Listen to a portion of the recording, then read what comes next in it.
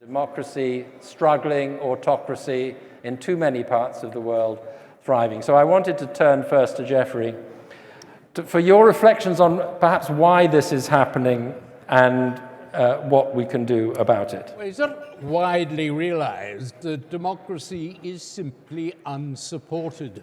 It has no mention in the United Nations Charter.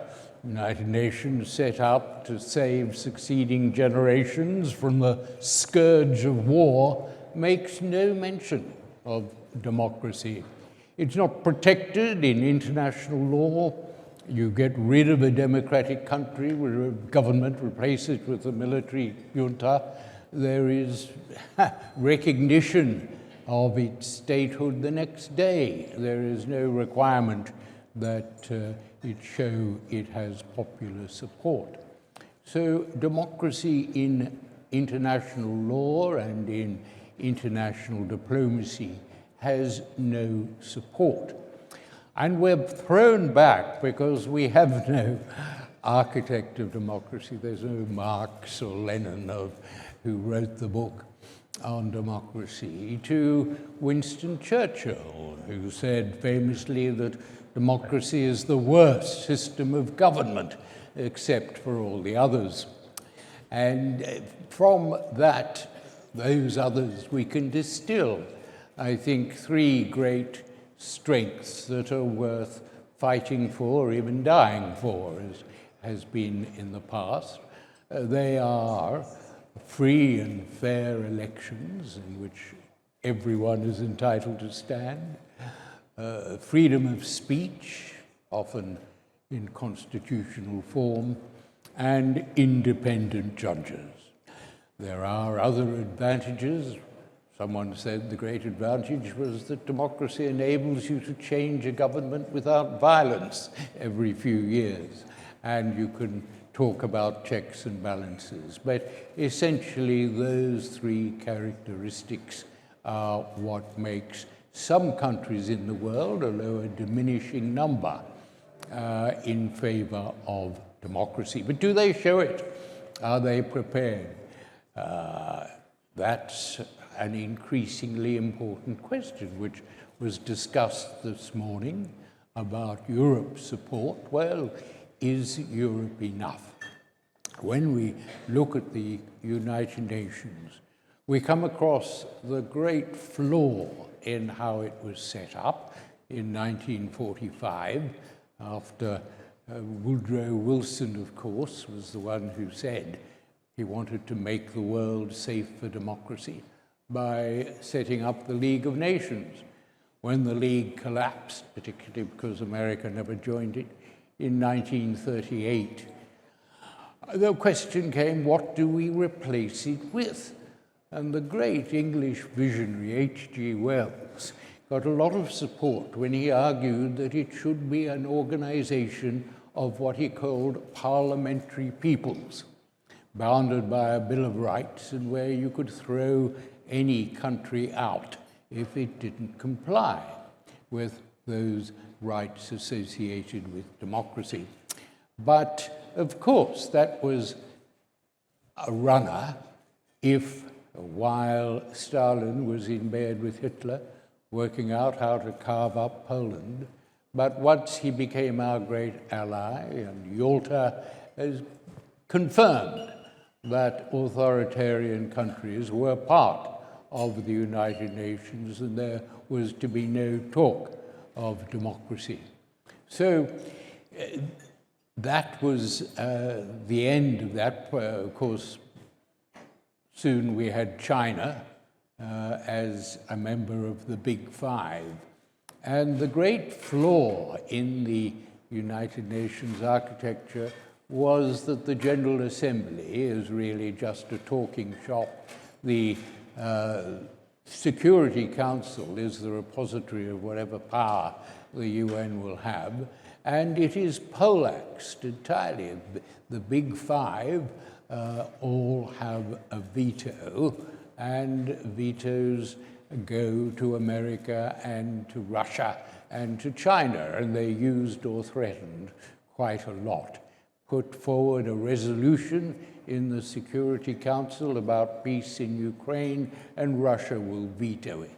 Put forward a resolution about a ceasefire in Gaza, and America, on behalf of Israel, will veto it.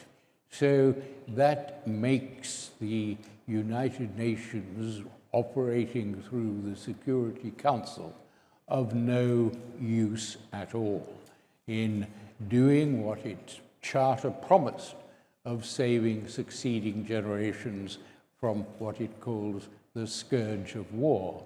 There are 20 wars going on at the moment, Amnesty tells us, and the UN has been able to assert power over none of them. The 7 countries in Africa in the last 3 years have been over democratic governments, semi-democratic, have been overthrown by military coups. You have poor old Aung San Suu Kyi, following her 80th birthday, 5 years in detention in Myanmar.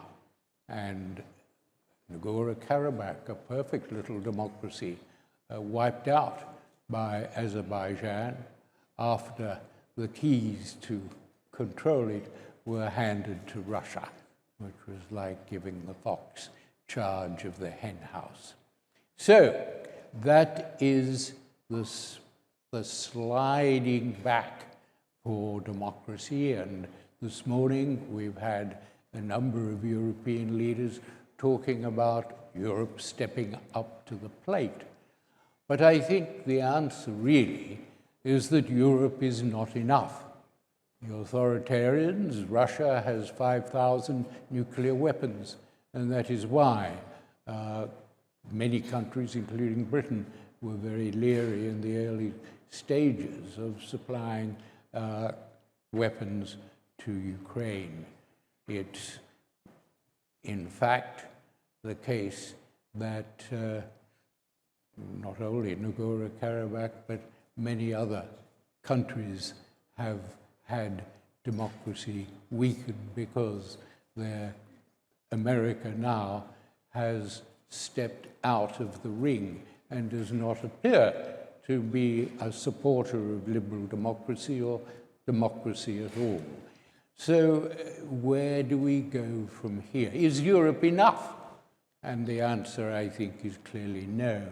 But there are other countries that, if called upon to not die for democracy, at least support democracy, would probably do so. There's not only the European countries, minus Mr. Orban's Poland, but there is Hungary, 56... Hungary, you mean? Yeah. Hungary, sorry, yes.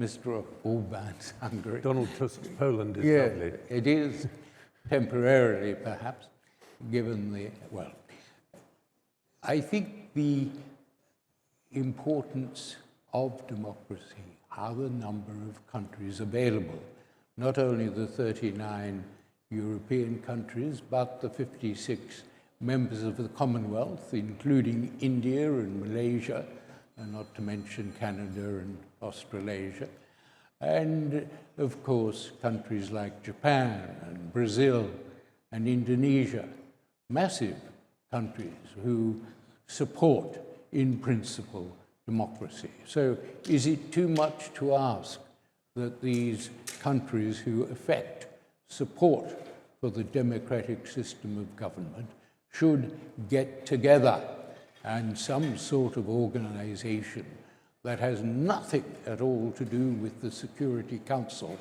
but which is able to formulate policies and protect democracies? With that power, and it may well be soft power, but we are developing soft power through Magnitsky laws, which enable sanctioning of countries which infringe, and people who infringe human rights. Magnitsky laws have not been fully explored. They've seized a few oligarch super yachts and occasionally close oligarch bank accounts, but the work could be much more effectively done. And an organization of world democracy surely is the one way in which support can be offered to countries, and of course support for the arguments in favor of democracy. So if I understand that right, you're proposing a club of democracies, which is wider than the European Union, that would use not just moral suasion, but also a certain amount of legal tools. Although you say that there's no law on democracy, there are laws, you said, Magnitsky laws, there and are perhaps Magnitsky others, laws that could be used more fully than they are at the moment in defense of democratic principles. Yes. Yes. I think that's really interesting. It doesn't tackle part of the question, I think, that we have to tackle tonight, which is that even within that club of democracies, within the European Union, presumably the members of this organization that doesn't yet exist, but you would like, in an ideal world, to exist, there is increasing dissatisfaction with democracy. The popular perceptions are that democracy, too often, is not working properly for them. So I think that's also something I think we should explore a bit. Do you have a lawyerly explanation for that, or is there a deeper...